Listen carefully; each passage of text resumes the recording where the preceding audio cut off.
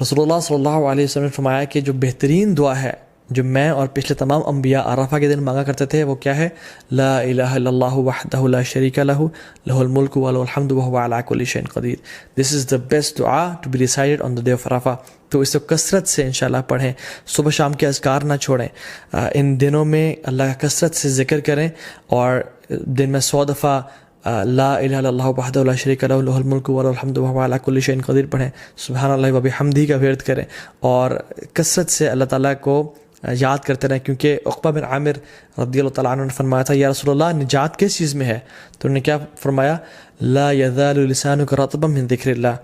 اے عقبہ بن عامر اپنی زبان کو اللہ کے ذکر سے تر رکھو، تمہیں نجات مل جائے گی. ایک فارگوٹن سننا جو کہ ان دنوں میں ہم لوگ بھول چکے ہیں وہ یہ ہے کہ ابو ہریرہ رضی اللہ عنہ اور عبداللہ بن عمر رضی اللہ عنہما وہ کیا کرتے تھے کہ بازار میں